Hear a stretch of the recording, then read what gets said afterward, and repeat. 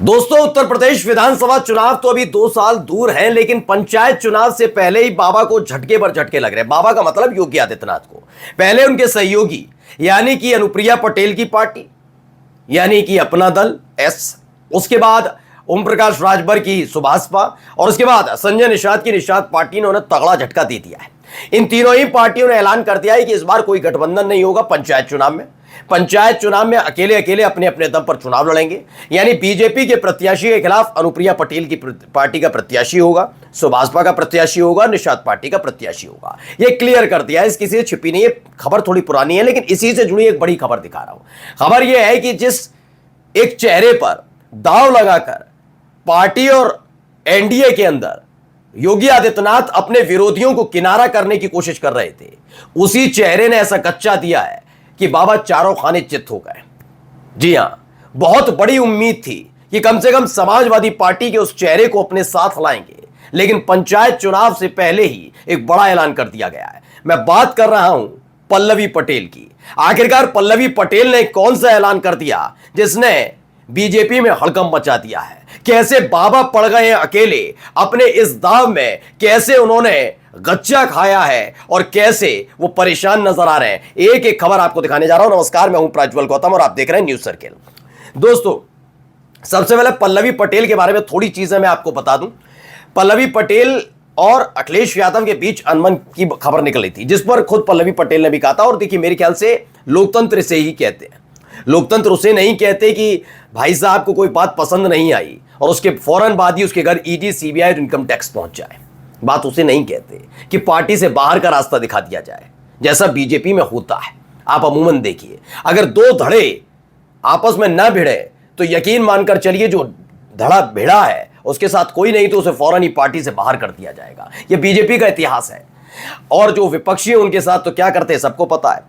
तो पल्लवी पटेल ने जब अखिलेश यादव से थोड़ी नाराजगी हुई थी, उसको लेकर उन्होंने कहा था हाँ हुई थी बात, मेरी खत्म बात। उसे मीडिया ने बढ़ा चढ़ाकर बताया। उन्होंने कहा ना, बागी हो गई पल्लवी पटेल, ये हो गया वो हो गया, तमाम तरह की खबरें परोसी गई। हाल ही में आपको मालूम होगा, लोकसभा चुनाव के नतीजे आने के बाद जब योगी आदित्यनाथ पर दबाव बनाया जा रहा था और विपक्षी लेकिन जो उनके साथी थे वो भी योगी आदित्यनाथ के पीछे पड़ गए थे। ऐसे में दो चेहरे थे जिनसे बड़ा खतरा महसूस कर रहे थे योगी आदित्यनाथ। खतरा तो सबसे ही था, लेकिन खास तौर पर केशव प्रसाद मौर्य से था। केशव प्रसाद मौर्य सिराथू सीट से चुनाव हार गए थे और जो जिससे हारे थे वो पल्लवी पटेल ही है, समाजवादी पार्टी की विधायक। दूसरे अनुप्रिया पटेल की बहन है। अनुप्रिया पटेल भी नाराज चल रही थी। लगातार योगी सरकार के फैसलों की आलोचना हो रही थी। आशीष पटेल ने तो योगी के करीबी अधिकारियों पर निशाना साध दिया था। तमाम चीजें थी। उन्होंने ऐसे में देखा कि समाजवादी पार्टी की ये विधायक, जिनकी अनबन अखिलेश यादव से चल रही है, अपने साथ ले आते हैं। बातचीत हुई, शुरू हुई, संदेश पहुंच गया। अनुप्रिया पटेल समझ गई अच्छा ये वाला खेल, तो उसको लेकर काफी कुछ चीजें हुई। लेकिन असली खबर यहीं से निकल कर आती है। योगी आदित्यनाथ गच्चा खा गए। उनको लगा अब तो उनको मिल गया पतवार, जिससे समाजवादी पार्टी को भी झटका, केशव को भी झटका और अनुप्रिया पटेल को भी झटका। लेकिन आखिरी वक्त पर पल्लवी पटेल ने एक बयान दिया। क्यों बयान दिया वो भी बताऊंगा, पहले बयान देखिए। यूपी में पंचायत चुनाव अखिलेश यादव के साथ लड़ेंगी अलग। पल्लवी पटेल बोली हम 30 सीटों पर। क्या है, अब आप 30 सीटों से अनुमान लगा रहे होंगे कि पल्लवी पटेल ने ऐलान कर दिया कि वो 30 सीटों पर चुनाव लड़ने जा रही है पंचायत चुनाव में। क्या ऐसा है? नहीं, बिल्कुल नहीं है। क्या है असलियत, जरा उनका बयान मैं दिखाने जा रहा हूं।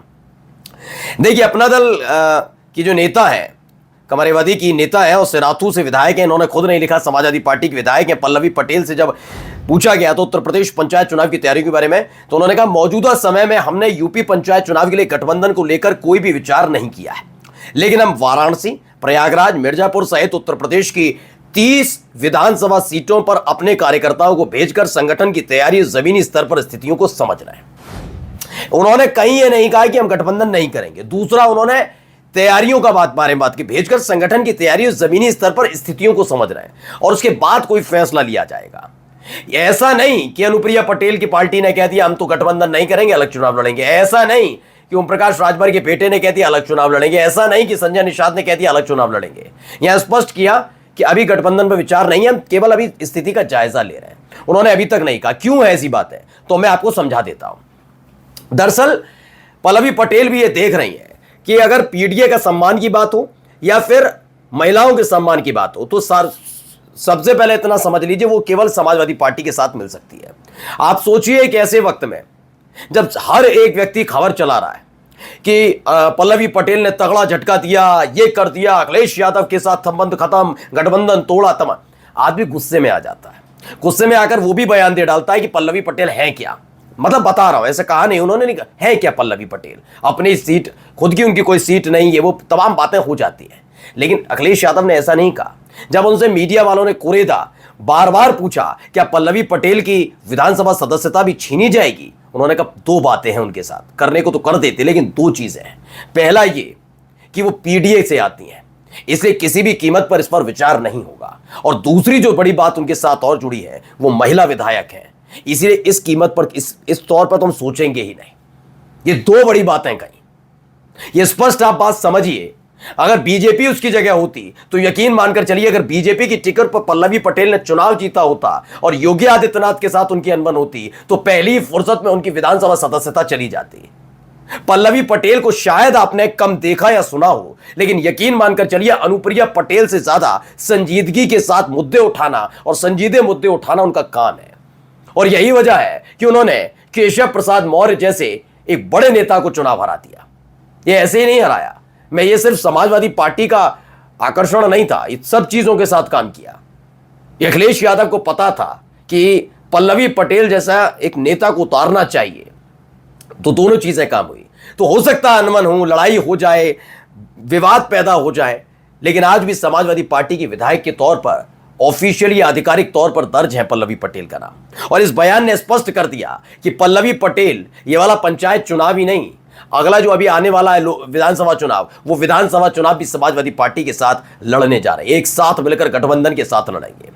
वो देख रही हैं कि पानी पूरा और रंग जो चढ़ा हुआ था वो उतरने लगा है, यानी जो एक गच्चा था वो गच्चा मिल गया बाबा को। बाबा को पूरी उम्मीद थी पल्लवी पटेल के नाम से। वैसे तो मैं कह रहा हूं समाजवादी पार्टी के कई विधायकों ने पाला बदला, क्योंकि उनको जो जिस तरीके से पाला बदलवाया जाता है हर कोई जानता है इस दौर में। अब वो ना घर के हैं ना घाट के हैं। आधे से ज्यादा तो विधायक इसी बात को लेकर परेशान है कि वो उनकी विधायकी, अपनी विधायकी को लेकर परेशान है कि बाबा को लेकर बाबा खुद आश्वस्त नहीं है कि कब तक मुख्यमंत्री रहेंगे, जिनके भरोसे अपनी पार्टी छोड़कर आ गए सारे के सारे।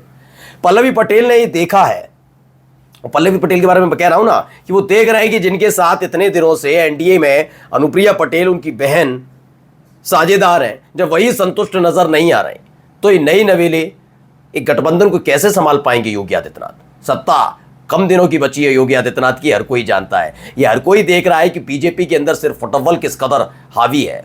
फिलहाल अखिलेश यादव के साथ एक बार फिर से पल्लवी पटेल का वो मेलजोल, वो तरीका, वो मुलाकात आप देखने जा रहे हैं, क्योंकि पंचायत चुनाव से पहले दोनों फिर से एकजुट नजर आएंगे और यहीं पर बाबा को तगड़ा, बेहद तगड़ा झटका लगा है। नमस्कार।